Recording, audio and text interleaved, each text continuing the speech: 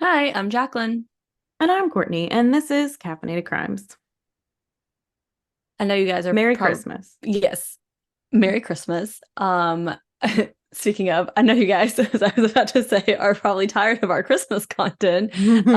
But the room that I'm recording in right now has Christmas threw up in this room. Okay, this is where hmm every present that I bought in the last month just gets put in here for the time being. I had to like move a present off my desk in order to open my computer to start recording because they were just like piled on top of my hmm computer. Um, Yeah, which I I have think, all the presents over here. They were in the closet, and then Sunday morning there was a leak in my closet. oh, that's So I'm not having to fun. have roofers come out and look at our roof because we have a Ew. leak. So I was Yikes. like, I have to move every Christmas present Oh out of here. no. Did anything get ruined? No, it was a very Okay, small good. leak, Okay, good. thankfully. Like it was just a little puddle. Yeah. But like I opened to get like a sweatshirt out and I slipped and I was like, why am I slipping? Why is there water? And then I was looking around. I was like, there's Why no. am I slipping in my closet? Well, like a lot of times that happens downstairs because we throw ice for Nova and then we just Okay, let it yeah, melt wherever. So I'm like that makes used to sense. stepping in like water and being like weird. And then I was like, I'm upstairs. I'm like, I didn't put ice in the closet this And so I morning. was sticking my head in and felt doop right on the top of my head and looked up and yeah, it's like on the frame of the door Oh, is like it's like caved in a little bit and yeah, it's like leaking. So that's not great. Well, I'm glad you noticed it before it like got super bad and I know. leaked I all was like over kind of freaking everything. out and they were just like, Yeah, "Oh, well, there's no pipes up there." And I'm like, "Okay, but it monsooned this weekend. Is there a big exactly. puddle that's about to come through?" But I Yeah, guess they're not concerned because it's been like 4 days and then they're finally going to send a roofer out. So, that sounds about right. Yeah. Speaking of the monsoons this weekend, did you see the lightning Saturday night? mm-hmm. It was crazy. Like Insane. Because it, I have that big it window in my bedroom, so I'm yeah, just like watching it all night. like my bedroom was literally just lighting up nonstop. Like when I say nonstop, like every 5 seconds, 10 seconds, it was just lighting up the whole sky over and over and over. Like not connected to the light, like to the thunder. It was also thundering, hmm but like it wasn't like that, like back and forth. It was just nonstop lightning. Like I've never seen anything like it. I got out of bed and got Andrew, and he was not in the least bit concerned. And I was like, I'm kind of freaking out about this lightning. And he's like, Yeah.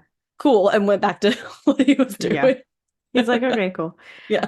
Which speaking of which, our thoughts do go out to everyone in Clarksville, Yes. Nashville, like the West Tennessee, middle to West Tennessee, up into Kentucky, who Hmm. were hit by the tornado. Actually, one of my coworkers, thankfully her house is okay, but some pretty bad damage, like in her yard, surrounding Hmm. houses. I know a few people died, which is just Yeah.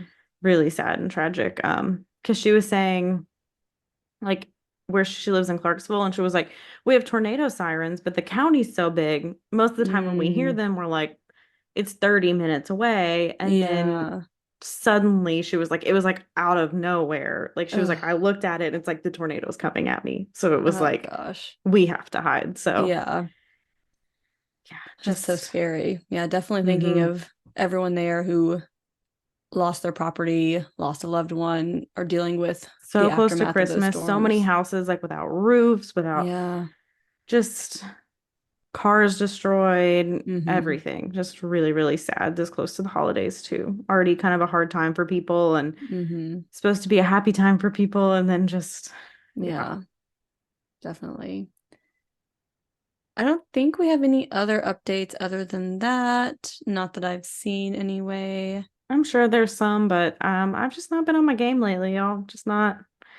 I Life didn't has been even know hard. what episodes we were recording tonight, so clearly I was not on my game. But Yeah. I'm here and we're getting it done, so it's gonna be okay. Yeah, Courtney and we carried the load a little bit this week. It's fine. well, we talked about like all these things we were gonna do, and then I've just been like hopping back and forth, and I feel like I can't keep my head on straight. Like I feel like Yeah. I'm just because we just have one more week of recording, and then we get like a little mini break for Yes. holidays because we've like recorded ahead a little bit.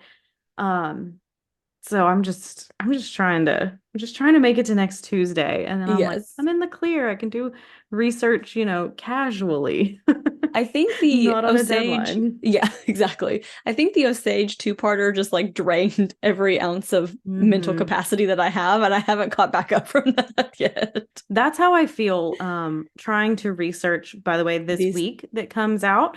our Patreon episode is on John Benet Ramsey. So you Yes. don't want to miss that. You want to sign up for that.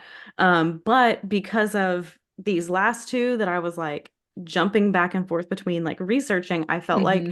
I could not get my head on straight for that episode to like Yeah. research. Like I really, really struggled researching. Jacqueline kept being like, "Are you not done yet? Are you not done yet?" And I'm like, "No, I not." did not say that. I just thought we I were know. recording it a week earlier than we were. So I was like, I know. No, she was always very polite about it, but I was like, "I'm trying. I can't. I can't." My like, don't make brain the people just think that I'm very rude. no. You weren't rude, but Like I said, I it don't even was know to the what the point where hell's I'm like, going on. how am I not done with it yet? How am I was like, why can't I just and then it was like one night I started to like research, but it was like 10 p.m. and I'm reading the autopsy report. I'm like, I can't do this before bed. Yeah, that's the thing with that So, one. Like, it was such a like a hard one to research, and of course, like we all know a lot of it, but like getting into like the very details of it, and just with like how tough that case is, and it was finding a hard one. facts is so hard. Yeah, very Finding much any so. information about the family before what happened was so hard. Yeah, Um, and like you but said, finding like legitimate facts of what do we know for sure happened, and then of mhm. course there's a lot of speculation about what could or could not have. But we already just had a whole 20-minute discussion about this Yep. before we recorded this episode. So yeah, just if you guys want to hear our thoughts on that and what we could find and everything about that, again, that will be this Thursday on Patreon. In 2 days. So, and also I'm looking at my calendar. Happy Kwanzaa to whoever Yes, celebrates, because happy apparently today's Kwanzaa. Kwanzaa. Happy Boxing Day to those in Yes. England. Is it just England? Is it Europe? I don't know who all celebrates that. Sorry for my ignorance about other Yeah, we don't know continents. anything apparently, but I'll be working on the day this comes out. So that kind of sucks because Christmas fell on a Monday. So I didn't get the day off Hmm. after, but it's fine. Yeah, I took this week off because as you hear this, I will be with my in-laws and probably really drunk For for the the next week. entire So week. everyone just thoughts and prayers to the Yes. sliver. Thoughts and prayers. Just message me randomly this week and say, eat a vegetable Eat a because vegetable, drink a cup of water, do help something, your girl girl. out, please. Yeah. Do your skincare routine. You've been so good. Now I know you're slacking because you're drunk. You need to like set these up as like messages to automatically be sent to your phone throughout the week. So like past Yes. Courtney is sending them to future Courtney. Yes. I should do that probably. All right, well, let's get Okay. into Yes, today. we'll get into this one. It is a very sad Yeah. one, just really sad. And this was actually a recommendation from Veronica. I believe she posted this on YouTube. I think this was a YouTube comment recommendation, but it was so long ago, I She's probably cannot not still remember. listening. Let us know if you are, Veronica. Thank you. Veronica, I hope you're still listening. Basically, I just wrote in suggestions, the boy in the box, Veronica recommendation. And that was a while ago. So I hope you're still here and I hope we do this justice for you. So We hope it was worth the wait for you. yes. Our sources are The Boy in the Box, The Unsolved Case of America's Unknown Child by David Stout, a Newsweek article, a website devoted to Boy in the Box, a Penn Live article, a CBS News article, and quite a few Philadelphia Inquirer articles. They got me. I signed up. 6 months from now, I'm gonna have to call and cancel, and it's gonna make my tummy hurt. But they got And me. 6 months after that, we will still have the membership because Oh no, they're it's impossible to $21 a cancel. month if I don't. Oh, wow. Pricey. I got $1 for Well, six I months. guess I guess y'all better join that Patreon so we can keep this Yeah. newspaper Or subscription. if somebody wants to just call and cancel for me, that'd be great. That's Even gonna better. be great.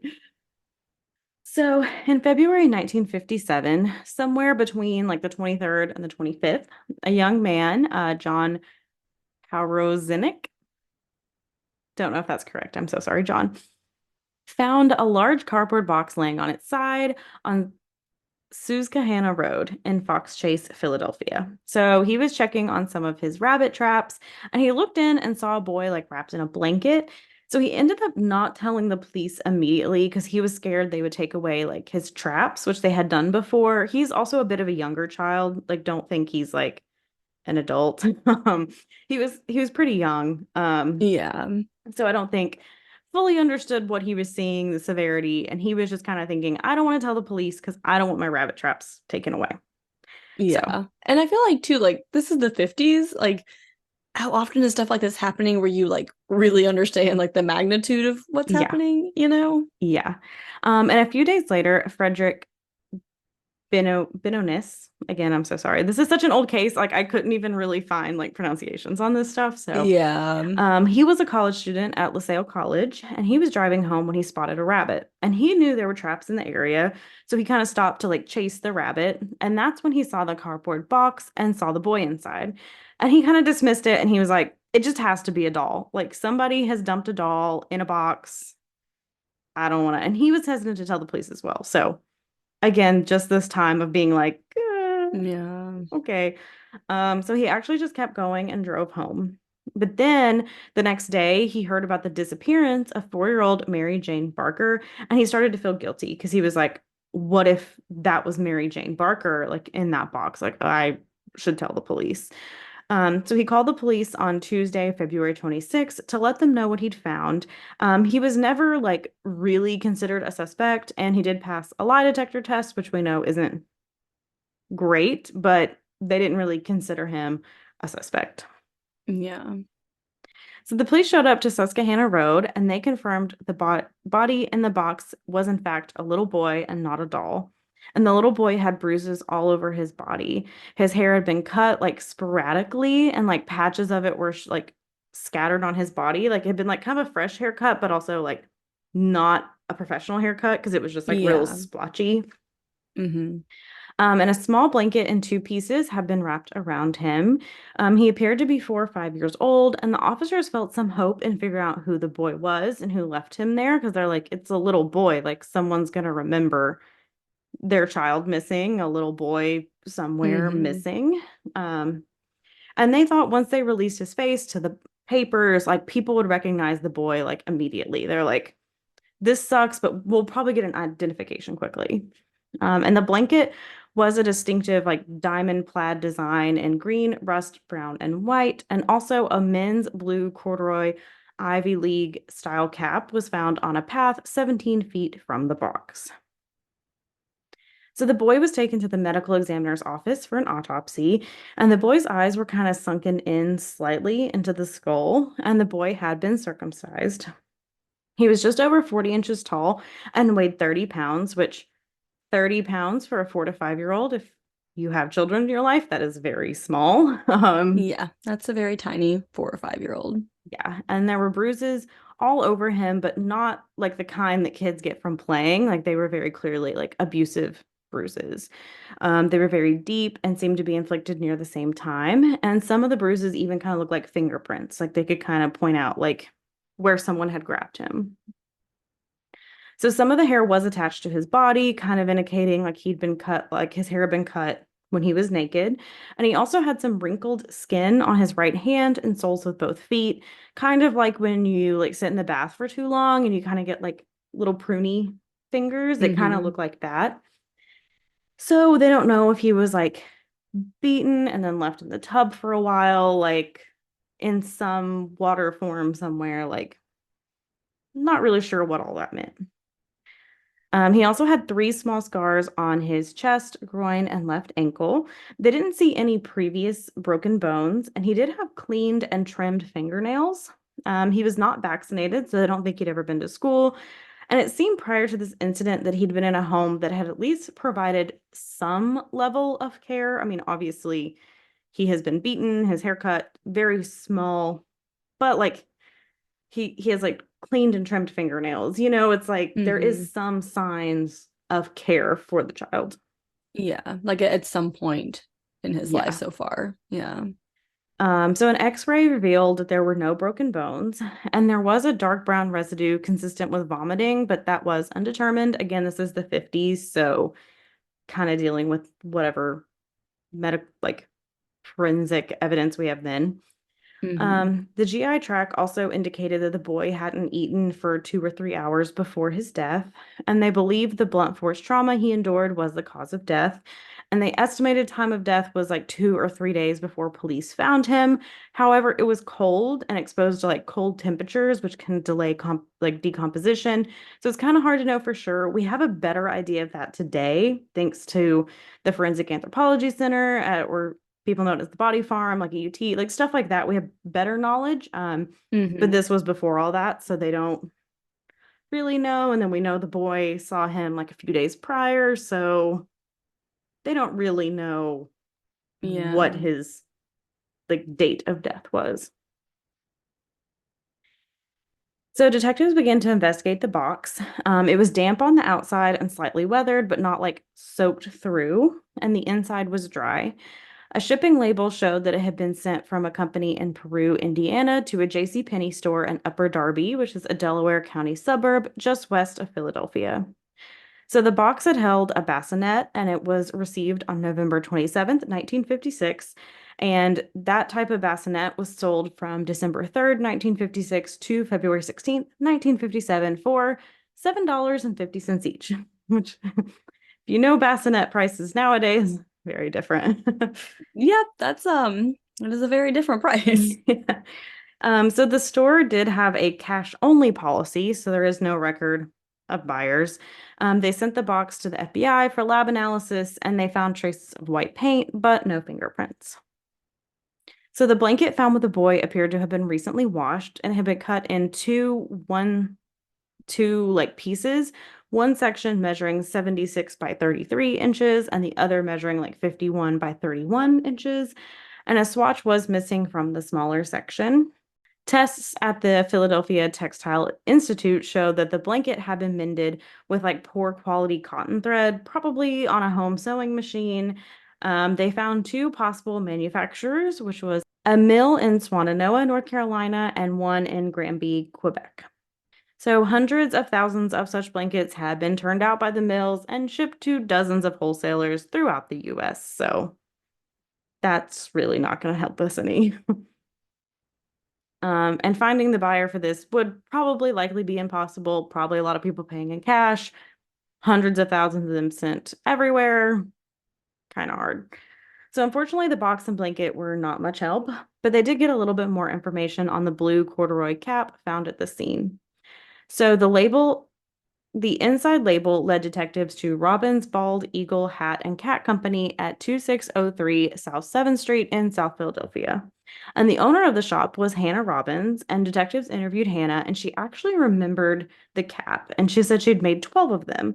And she remembered this specific cap because the man who bought it, like the cap didn't originally have a leather strap, but he wanted one. And so she sewed it in for him. So she was like, I kind of remember this one. I made a little alteration on it, so I kind of remember the man. Hmm. Um, she said he did come in alone in work clothes and he was in his late 20s and had blonde hair. She said she didn't really notice any kind of an accent or anything like that. And she said it looked like there had could be a resemblance between him and the boy, enough where it could be the boy's father.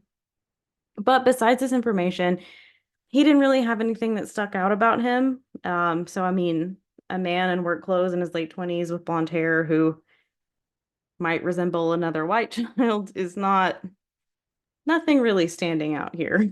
Yeah, not a ton to go off of. Detectives talked to many neighbors near Hannah's shop, but the man was never identified. So many detectives were working on the case and canvassing the area around Susquehanna Road, and they did find a pair of black children's shoes, cheap but in good condition. They were clean, but when they took them to the morgue, the shoes were way too big for the boy, so just a red herring. And about a quarter mile from where the boy was found, searchers came upon a torn, stained piece of blanket and a man's gray sweatshirt wrapped in a ball. There was also a piece of crumpled brown wrapping paper, and inside the sweater was a dead cat. Oh. Don't know why. Um, the blanket fragment was similar to the one found with the boy, but tests showed it was not the same. And nothing significant really came from these other items as well. Just seems, I mean, it's a road. People may throw stuff out, like none of it really helps them. So a tan scarf the size a child would wear was found and a boy's yellow flannel shirt. They were the right sizes for the boy, but Tests turned up nothing to link the items to the boy. They also found a man's white handkerchief in the Fox Chase area, and there was some hairs on it and an initial G in one corner. It was fairly clean, so they rushed it for testing, but there was no link between the handkerchief and the boy. If there was a connection to this or any items, it has never been established, basically. So they're kind of finding all this stuff and nothing's helping them. Nothing's linking. Yeah. So detectives tried to talk to children at various playgrounds to see if any of them like remembered a friend missing. Like, is there a boy that would come often and you haven't seen him in a while? Moving companies were surveyed. They asked if they remembered anyone like the boy, but nobody had. So they were kind of like, people move a lot, use moving companies. Like maybe they just remember since you're in people's homes, in apartments, and whatever. No one really remembered him. They checked hospitals and institutions, and they even sent out an ad in the natural gas and electric bills with a phone number if they recognized him. So basically, everyone in Philadelphia in their electric bill got a picture of the boy to be like, do you guys know who he is? Wow, that's a really cool way to do it. Yeah. And they also posted pictures in post office, at racetracks, on store windows. So they combed through birth records, and they even sent out details to pediatricians as well to see if he matched any of their patients. And in April 1957, state liquor stores in Pennsylvania were displaying posters of the boy. And this was the first time in the history of the Liquor Control Board that police were permitted to use their facilities in this way. So if you kind of know Pennsylvania, I'm pretty sure it's like the liquor is ran like by the state, like they Mm-hmm. control it. So the Liquor Control Board was only 24 years old at the time, but it was still kind of a big deal that like they'd never been able to do this, and now they're able to post this boy's picture there too. Yeah. So a man did eventually come forward saying he had a strange encounter on the Sunday afternoon with a woman and a boy along Susquehanna Road. He saw the two of them standing by the trunk of their car, and he thought maybe they needed help, but the woman said they were okay, and he drove on. But once he heard about the boy in the box, he decided to inform the police of the encounter. He said they did seem to be hiding something, like they'd kept their backs to him, and they'd blocked the view of the license plate with their legs. So it was just kind of a weird interaction overall. Um, but he said it was hard to know, like, were they dumping trash, having car trouble, or are they responsible for dumping the boy in the box? We don't really know. Weeks went by with no identifications, and they got many calls that were not really producing any like credible leads. So the detectives tried to dress the boy in clothes and take pictures, like more pictures. So they kind of like would sat him up to see if like different poses would maybe trigger more memories. So instead of just like the picture of him like on the autopsy table, like if we put him in like a suit or a shirt and we sit him up, like will this maybe trigger someone to be like, oh, I do know that child? Mm-hmm. I mean, that makes sense because I feel like autopsy photos and that just like flat on the back, the pale, like it doesn't look anything like the person looked when they were alive. Yeah, and So especially if you that look makes at the sense. picture they originally like put out, like it's not gruesome, but it's not great. Like Yeah. especially like there are some like bruises and some, it's just not Yeah, very different from probably what he looked like when he was alive. exactly. So in early July, the medical examiner's office used a new dental plastic to make like a death mask of the boy, and it was the first time the plastic had been used in medical legal work. So it's kind of a way to make like a cast of the face so they can kind of have that later on. Um, And so that's the first time that was used. So a lot of first in this case with like different things. Yeah. And with this new technology, it would be able to show like a 3D likeness of the face once the child was buried. So that way they can bury him, but still kind of have his face to maybe help them out. And since almost 5 months had passed, it was time for them to bury the boy. The boy was dressed in a suit donated by a detective, and on July 24th, a service was held at the Mann Funeral Home on North Broad Street. They the Mann Funeral Home did donate like a white casket. And so the casket was taken to the city cemetery or Potter's Field in Northeast Philadelphia. So Potter's Field was kind of like the burial spot for, executed prisoners, body parts, unidentified bodies. But the child's grave was actually the only one with a marker. So they did donate like a tombstone. And it read, Heavenly Father, bless this unknown boy, February 25th, 1957. So in August of 1998, Tom Augustine was assigned to the boy in the box case. So he was hoping that there would be some form of DNA left behind or just something that could open up a new lead. He remembered talks of the case from his own childhood and was excited to take a shot at solving it himself. In October of 1998, they worked on putting together an episode for America's Most Wanted about the boy in the box to try to get new interest in the case. So dozens of people started calling the toll-free number as soon as the program was over. Most were from Philadelphia and surrounding areas, but some came from all over the country as well. Many viewers also created an online chat group to discuss the case, and in total, the episode inspired more than 150 calls. Unfortunately, most of them went nowhere. In November of 1998, they decided to exhume the body, and they were hoping that the signs that didn't exist 40 years ago could help them finally know the boy's name. So then he was reburied in the Ivy Hill Cemetery, and they gave him a new white wooden casket and a new black headstone engraved with like a content-looking lamb.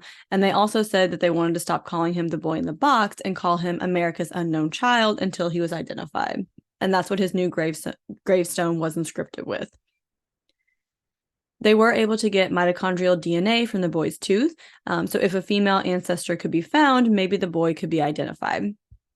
In 1999, they set up a website for the case titled America's Unknown Child, so people could come here and submit any tips or information, and many of the tips submitted had been previously submitted and checked out. Due to the nature of this crime, it generated a lot of theories. So one theory was about a foster home that was less than 2 miles from the site where the body was found. So this theory says that the boy was the child of a woman whose father ran away from the foster home. And this theory actually came about in the 60s from a psychic. So while visiting the foster home, Remington Bristow said that he had saw many blankets hanging on the clothesline similar to the one the boy had been wrapped in. So Bristow believed that the child could belong to the stepdaughter of the man who ran the foster home. They think that she disposed of the child so that she wouldn't be known as an unwed mother. So this foster home was ran by Arthur and Catherine Nicoletti. They had a large stone house and used it to foster unhoused children. And Catherine had one daughter from a previous marriage, 20-year-old Anna Marie Nagel. Anna Marie was deemed to have some mental health condition and could not live on her own. Before 1957, it was believed that Anna Marie had 4 children out of wedlock. So 3 of them were alive when questioned, but one had died in 1955 from electrocution at an amusement park. The family was initially questioned, but investigators didn't see anything strange. However, after Remington spoke with the psychic, they decided to start looking into them again. So in 1961, the Nicolettis sold their home and closed the foster home. And at the open house, detectives did see a crib similar to the one that the box from JCPenney was in. So Remington was convinced until his death that the boy was Anna Marie's. Anna Marie refused to take a lie detector test, and after Catherine died, Arthur did marry his stepdaughter. Which is just gross. So, yeah, not. I just don't want to know what was going on in that home. Because it's exactly. Like, if as soon as your wife dies, you marry your stepdaughter, that's not new. No, something was happening before there. Yeah. So, due to the proximity of their house and the children born out of wedlock, they really considered Anna Marie a suspect for a long time. In 2007, a judge agreed that there was ample evidence to obtain a DNA sample from Anna Marie Nagel Nicoletti. So they took the swabs from her, and the DNA came back, and Anna Marie was not the boy's mother. And in 2002, a possible lead came forward. So an Ohio-based psychiatrist told authorities that a patient known as Mary, which is a pseudonym, claimed that her mother and father purchased the unknown boy from a human trafficking ring in Kensington. Members of Vidocq Society, which is a members-only crime-solving club, went to Cincinnati to speak with the woman and her psychiatrist. So the woman said the boy had been physically and sexually abused and malnourished for weeks, and she said his name was Jonathan. She said one day in 1957, her mother was struggling to bathe him and ended up beating him to death. She said that she had accompanied her mother to dispose of him and watched her mom wrap him in the blanket and put him in a cardboard box. So this is interesting because we do know that he was beaten, he was underweight, he did also seem to be washed, and we do have a witness seeing a woman and a child around the time the boy would have been dumped. However, investigators weren't able to conclusively verify what she told them. Her real name was leaked to the media, and then she stopped talking, and she was reported to have left the country. A member of the Vidocq Society believed that she was telling the truth, and he thought that even if she had studied the case, that it would be hard for the details to be like that accurate. But again, nothing conclusive came from this.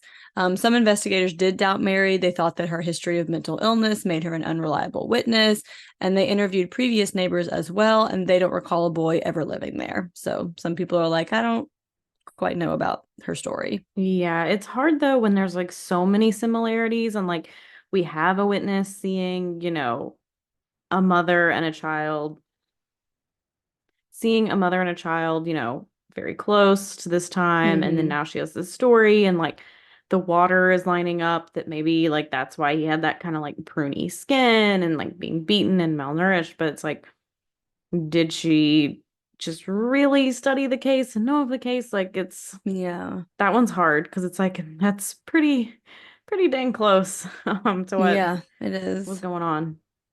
Yeah. So another theory came around 2008 from forensic artist Frank Bender. So if that name sounds familiar, he did do the John List bust that essentially cracked the case open. Which side note, it's funny because Courtney researched this episode. So when I was reading over my notes, as soon as I got to that line, I was like, that name's familiar. And then the next sentence was like, if that name sounds familiar. And I was like, thanks, Courtney. It Yeah. did. Yeah, because I was like, Thanks for Frank helping Bender. I me. was like, I know that name. That's Yeah. pretty sure that's that guy. And then I like double Yeah. checked it to be sure. Yeah. So thanks for letting me know too, because literally exactly what through my brain. I was like, that's it. Oh, yep, that's why.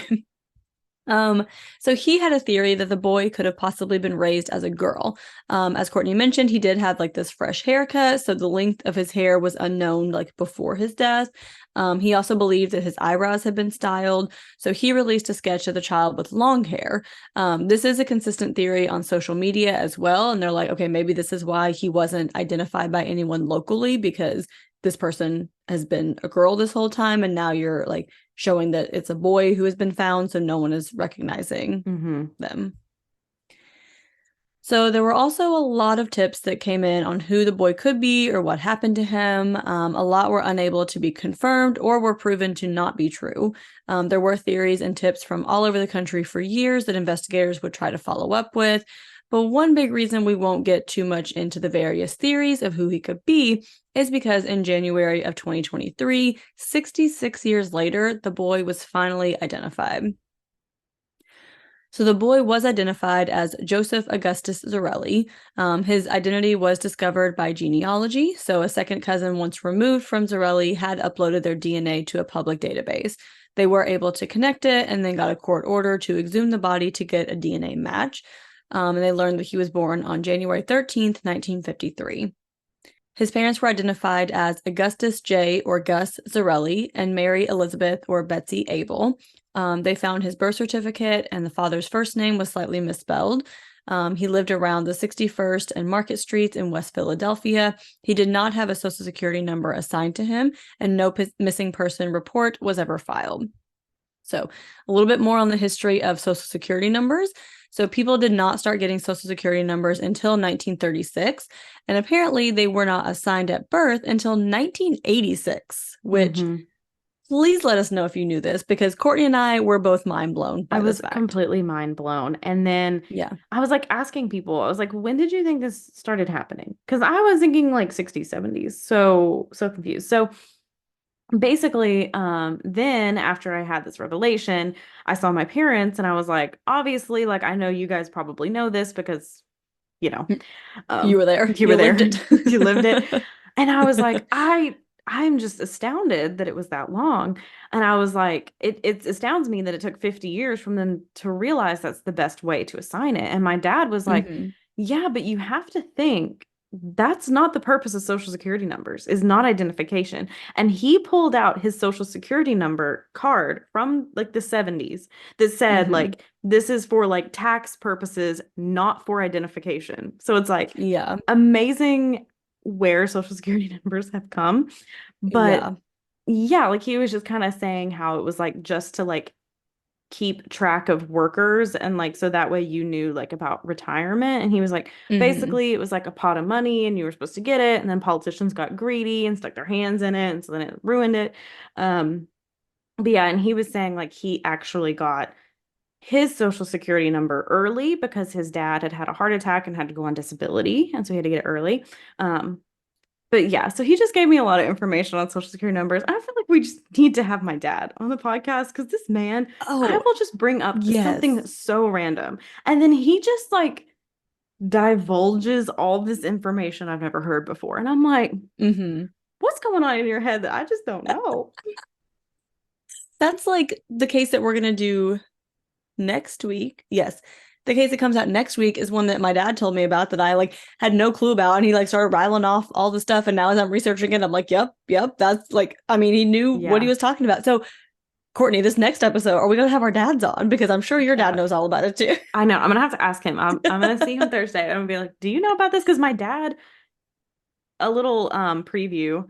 We're talking Mm-hmm. about the Knoxville World's Fair. My dad worked at the Knoxville World's Fair. Mm-hmm. So he was like, basically, what you could do is you could work, and then for the whole summer, you got free entrance into the World's Fair. So I Mm-hmm. would go and I would serve pizza and pour beer. And then whenever I was there, I could just go. That's really cool. Yeah. Anyway, Well, okay, we'll reconvene after this sorry episode. to But completely get off track, but my mind yes, was absolutely blown that social security numbers were not assigned same. at birth until 1986, like Yeah. 3 years before my sister was born. My Insane. brother was born in 84. So like Yeah, like when did he get his social security it's so number? crazy. Yeah. Anyway, well, he probably got it like when he was like 3 because then, well, or They a few started years doing later it. because of the reason they started getting assigned at birth was because then if you had to like have proof to claim them as a dependent on your taxes that they existed. So that's Mm-hmm. why they started in 1986 because you had to start having proof that who you were Mm-hmm. claiming as dependents were like actual people and you weren't just That putting, makes sense. yeah, Yeah. Interesting. Okay. crazy. Sorry to derail this. We'll get back on topic.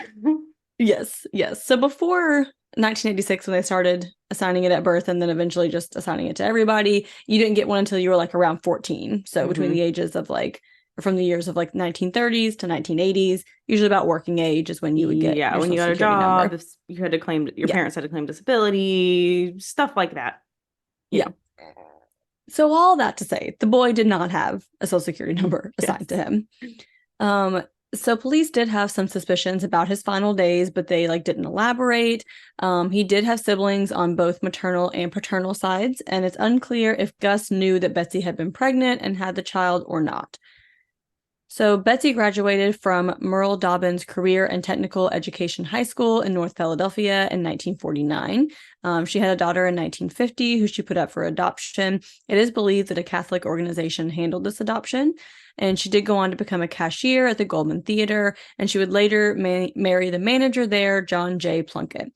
They would have 4 children, with one of them dying in childbirth.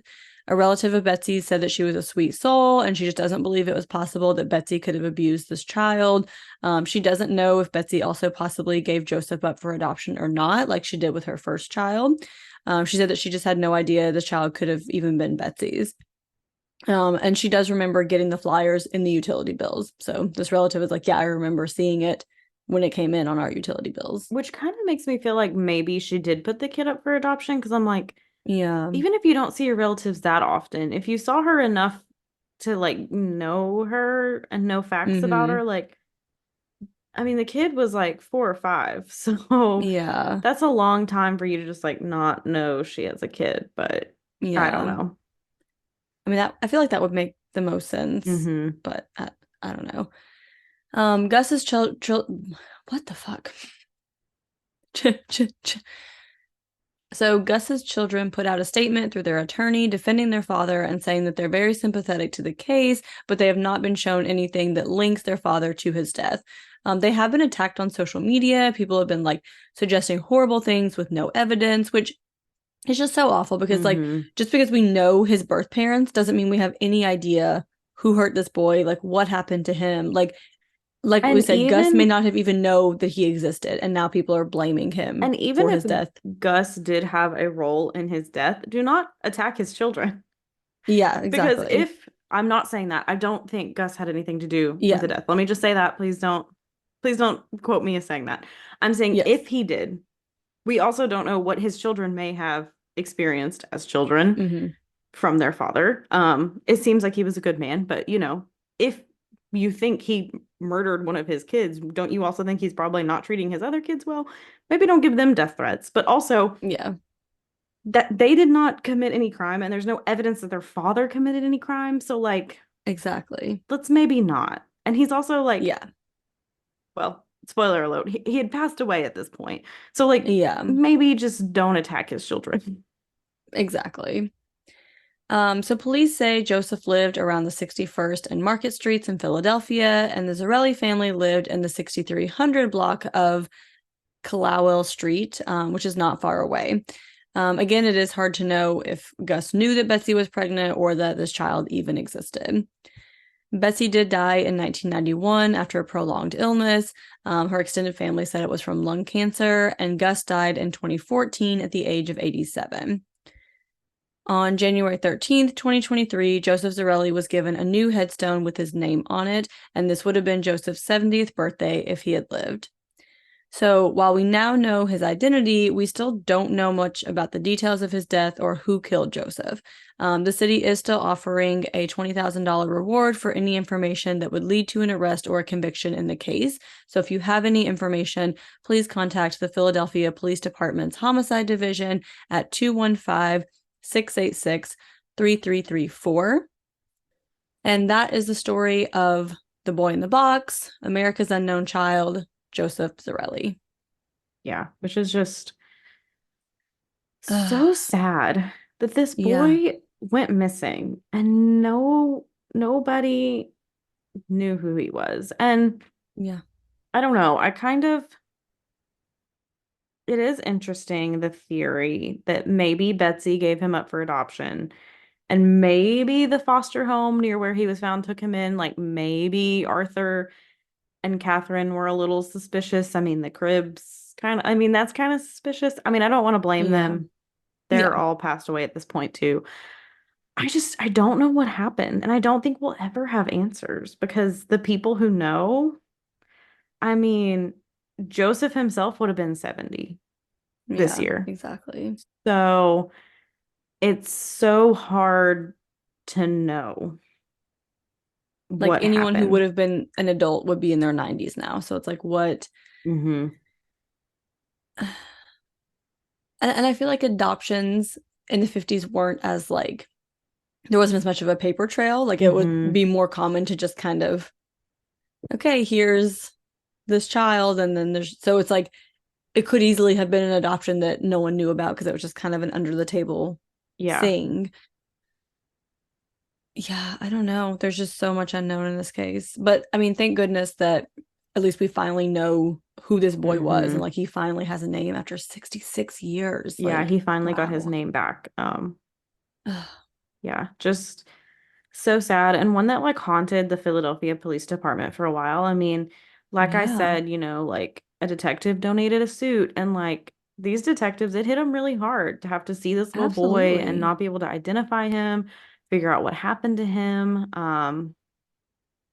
Just so sad. And like so sad for his siblings who are now getting death threats, but to be like, I had a sibling that was murdered at 5 years old, like to then have to Right? like come to terms with that because it's like, if I didn't know this big thing about my mom or my dad, Hmm. like I didn't, I mean, and maybe Gus also, or not, yeah, maybe Gus didn't know about the kid, so Hmm. can't really say that. But like with Betsy's children being like, I didn't know this about my mom. What else do I not know about my mom? But she's not Yeah. here and I can't ask her about it. But like, Exactly, especially with this information coming out like after they've passed. Like it's not hmm like you can go to them and be like, "Okay, tell me everything," and have some kind of reassurance or I mean anything, you hmm know? and again, put your DNA on GEDmatch and make it Yep. public. Because I mean, we're seeing so many cases being solved by Yeah. genealogy and stuff. Like, so much is happening. But yeah, this one was just, it was really hard to research and it was just really sad. I did this one and then I'm doing John Bonet. Can y'all tell why I'm struggling with research? Yeah. I did three like murdered children in a row. Yeah, we need to stop doing that. That I need was to, mm, they're all hard and they're all tragic, but like children ones and so the many children are the like worst. three. I mean, Janelle is not really unsolved anymore. Someone's been convicted, but like unsolved murders too, or years Yeah. and years with no answers cases. So, um, I'm a little drained. Yeah. I think January we need to try to bring it up with Yeah, bring it up with some less well, sad thankfully murders. our Okay, maybe 200th not. episode is there are Yes. no like murders. Yes. No Still one gets crime, but murdered next week. yeah, I think this like little break we're gonna have for Christmas will be well deserved too. Yes. I didn't Yes. even think about the fact that that is why I'm hitting a wall with research, is I'm doing really heavy ones. So That would it makes that would sense. do I'm it. figuring it out real time, guys. We're just like having therapy live Hmm. here for you guys. Yeah. We're getting to the root of what So this I'm is. so sorry that I've also made you guys listen Yeah. to Sorry, three in a guys. row. So sorry. Well, two in a row Ooh. if you're not a Patreon. What a loser.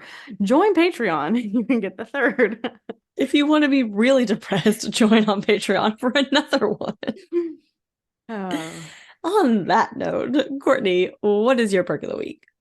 So my perk of the week is that one of my favorite musicals like of all time is Waitress. And it basically they recorded it when Sarah Bareilles is actually the one who wrote the musical Waitress. So Waitress was Hmm. a book and then it was a movie.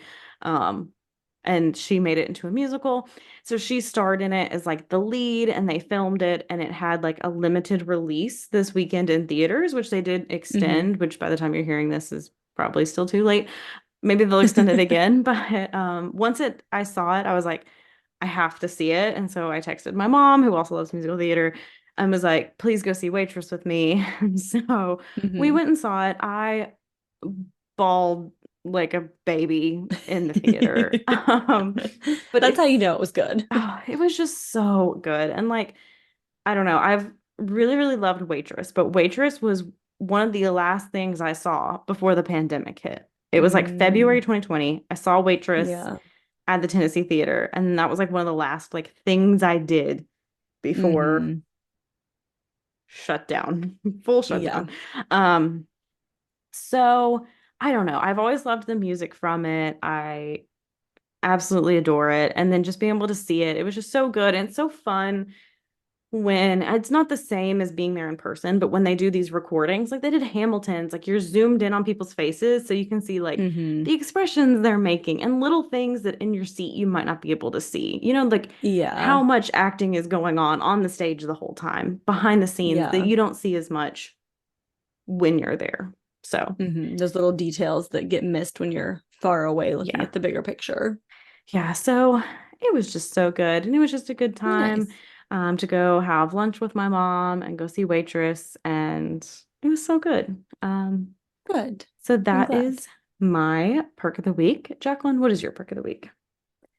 So my perk of the week is actually our book club book that Courtney and I have been reading for our book club this Friday. It's called The People We Keep by Allison Larkin. So I really, really enjoyed this book. I thought it was Hmm. well done. I liked the vibe of it and kind of the overall message and everything. But yeah, I really enjoyed it. I just finished it last night, like 4 days before our book club meeting, so I'm very proud of myself. But Yeah. Yeah, I'm very excited to talk with everyone about it. I yeah, saw another same. girl who will be at book club last night, and she really enjoyed it too. And I think she said someone else she talked to also enjoyed it. So I think it'll be a Hmm. good discussion overall, just to kind of Yeah. sit and talk about like the book. But I enjoyed it. It took me a little bit to get into. It's just because I Hmm. have a mental block when I'm told I have to read a book. I think that's what it boils down Yeah. to. Anytime like someone is like, you have to read this book, I'm like, what do you mean? I And like, don't but do I wanna. really? Um, Do I have to read this book for this book club that I voluntarily joined? yeah. It's hard sometimes too, like the beginning of a book, just like getting used to a Yeah. character, getting used to, like Yeah. kind of getting the attachment to the, you got to get the attachment. So it just took me like a couple Exactly. chapters to get there, but I did enjoy it once the book was over. I thought it Hmm. had a really sweet ending. Um, but yeah. I think there's a lot to discuss with that book too. So I feel like it's Hmm. a good book club choice where like some books would be like, oh yeah, it was great. And there's not a whole lot to like, I feel like there's a lot of discussion that can happen about this book and like Hmm. things that you like and things that you didn't like and things that you're like, oh, I don't know. But like there's a lot of opportunity for discussion, I feel like. So I'm Yeah. excited. I think it'll be a good book club discussion. Yes, it'll be good. But if you want to tell us about your book club books, if you have a mental block when it comes to being told you have to read a book, if you went and saw Waitress or what your favorite musical is, like what musical you just adore and love, if you want to tell us your thoughts and theories about this case, who do you think did it? What do you think happened? Um, all of that you can do so on any of the places listed below in the episode details. And again, if you want to be thoroughly depressed this holiday season, you can join our Patreon and hear the John Benet Ramsey case as told by us. And a little bit of our thoughts, ideas. Obviously, we're not, that is an unsolved case. We're not going to Hmm. be damning anyone and saying this person Yes. 100% did it because we don't know. We weren't there. Yep. At this point, only John Bonet and her killer know what happened. Hmm. But you can do that on patreon.com/caffeinated crimes. You also get 39 other bonus episodes. You get Discord Hmm. access. You get ad-free episodes, just a lot of good content over there. Yes. And as always, any 5-star reviews that you leave us are wonderful. It has been a long time since we got one on Apple Podcasts. Just putting that out there, a very Mm-hmm. long time. So if anyone feels like making our day and shooting us a little 5-star Apple Podcast review, we would really appreciate it. Again, Spotify or anywhere that you listen that has somewhere that you can rate us and say that you like us and give us 5 out of 5, whatever is on that app. We really appreciate it. And it helps us get bumped up and noticed a little bit more so we can be a little more visible out there in the podcast world. Yeah, and if tell all your family to listen to us if you want. Yes. Um, we'd appreciate that. But in the meantime, I hope you're having a fun and safe week. I hope you have a very happy new year and go have a cup of coffee. And don't commit a crime.